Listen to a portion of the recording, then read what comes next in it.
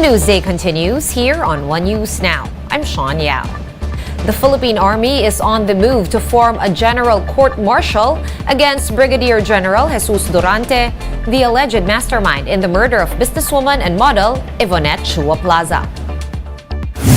AFP Commander Lieutenant General Romeo Browner said that they're already looking for members of the court-martial and that they could be identified within the week.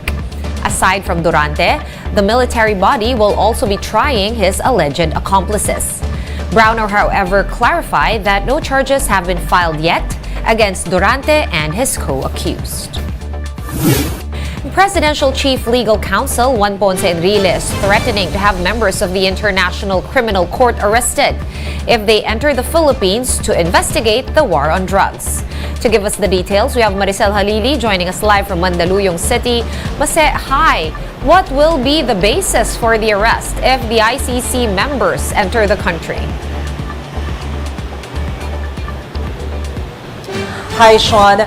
Presidential Legal Counsel Secretary Juan Ponce Enrile did not specifically mention the provisions of our Constitution that may be violated once the representatives of the International Criminal Court decided to pursue the investigation about the drug war of the previous administration. However, he emphasized that the International Criminal Court has no power over the sovereignty of the Philippines. It means that if they still want to pursue the investigation about the drug war of the Duterte administration, they should seek first for permit from the current government. The secretary said that he doesn't see any problem with our judicial system, so there is no basis for the ICC to continue with the investigation because we can do it ourselves.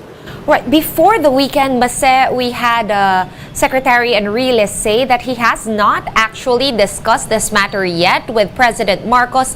Has he already done so? Meaning, napag-usapan na ba nila itong ICC issue? We also asked that to Secretary Enrile during our interview earlier, Sean. And like what he have mentioned before, he has not discussed this issue with President Bongbong Marcos. He specifically mentioned that the reason why they did not tackle the matter is because it's a non-issue. All right, but what does Secretary Enrile, who himself is a legal luminary here in these shores, does he believe that the war on drugs was truly constitutional?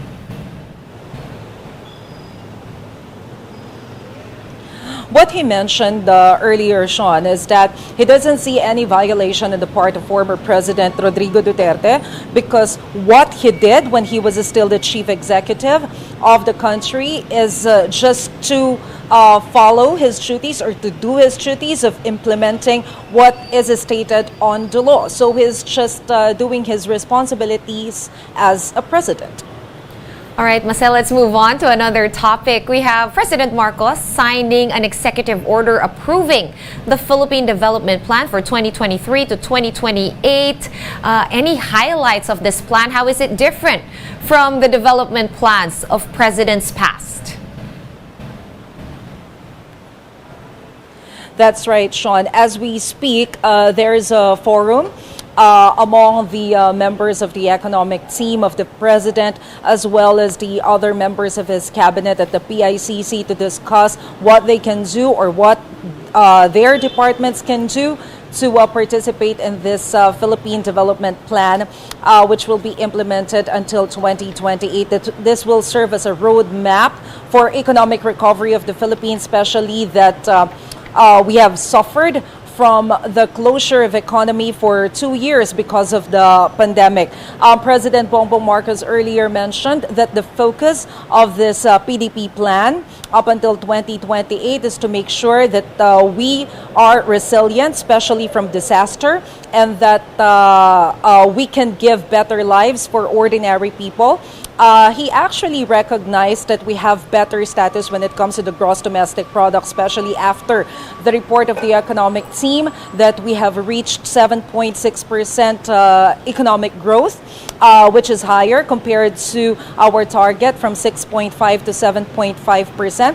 However, the president emphasized that this is not enough. Having good numbers is not enough. We should make sure that ordinary Filipinos can feel the economic growth by giving them good employment, including, of course, good salary. Sean?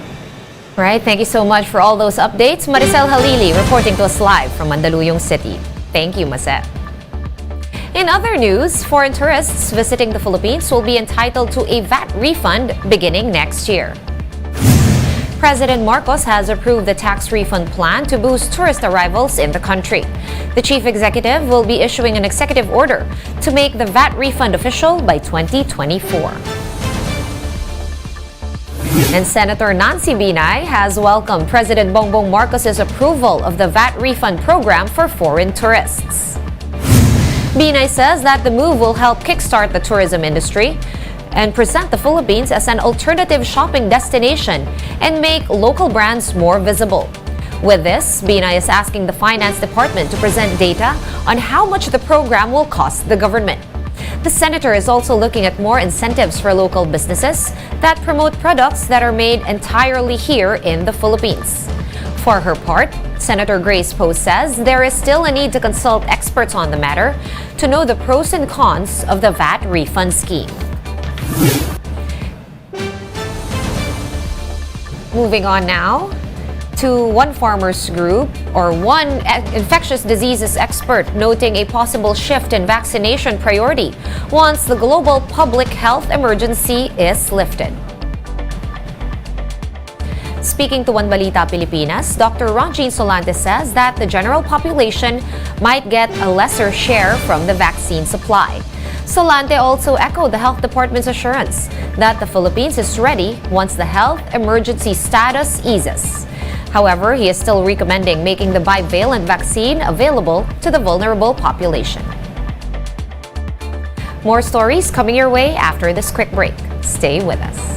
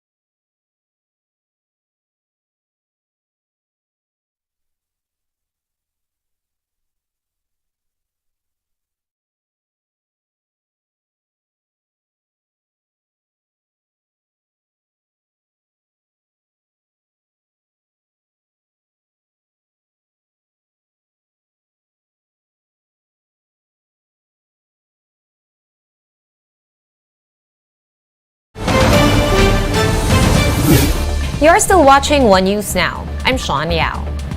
The Philippine Egg Board Association says that local farms are now selling frozen eggs. In fact, San Diego told Radio 5 that it is cheaper, especially for bakeries which commonly used cracked eggs. And on the matter of the commodities prices, he says that the average farm gate price of eggs is around 7 pesos.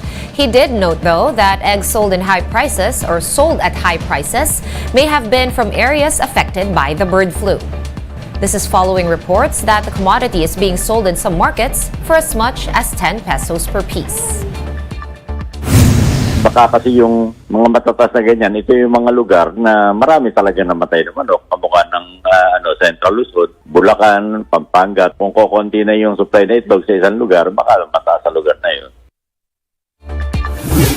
Meanwhile, the Bureau of Fisheries and Aquatic Resources continues to monitor another fish kill in South Cotabato Lake. In an interview with One Balita Pilipinas, BFAR Chief Information Officer Nazario Briguera pointed to the lack of dissolved oxygen in the lake as the reason behind the fish kill. He said that this is caused by the changing weather and possibly the overcrowding of fish cages. And while there are no official figures yet, the agency estimates damage and losses to be at over 17 million pesos. Dapat 10% lamang ng fish farming area sa inland waters ang dapat nagagamit sa aquaculture. Sa kaso po ng Lake Cebu, 23% of the area ang nagagamit sa aquaculture. At may mga natanggap din tayo ng ulat na kahit doon po sa daanan ng tubig ay may mga structures na nakakasagabal. So marahil ito ang dahilan kung bakit nagkakaroon ng pagbagsak ng dissolved oxygen. Let's now take a quick look at today's other top stories. Malacanang is warning against fraudsters offering government positions for money. Several victims fell prey to a scam where they were invited to the palace for a supposed oath-taking. They said they paid huge sums of money to secure state posts. House leaders led by Speaker Martin Romualdez have filed a bill seeking to empower President Bongbong Marcos to suspend hikes in PhilHealth premiums. Romualdez said that the bill would remove added financial burden to millions of PhilHealth contributors still reeling from the COVID-19 pandemic. Under the Universal Healthcare Law, contributions will go up this year to 4.5% from just 4%, which is equivalent to 450 pesos from last year's 400 pesos. Still on the Speaker of the House, Speaker Romualdez announced that the president's youngest son, Vinny, has been working as an intern for his office since last week. Minority Leader Noynoy Libanan shared photos of Vinny Marcos joining the first minority bloc meeting of the year. The Speaker says he will oversee the younger Marcos's training about the daily grind at the lower chamber. For more updates, visit News 5, The Philippine Star, and Business World online. Visit our website, onenews.ph, for more in-depth analysis. You can also catch One News on Signal Play. Register for a free account at www.signalplay.com and stream One News live anytime, anywhere. I am Sean Yao. We are One News.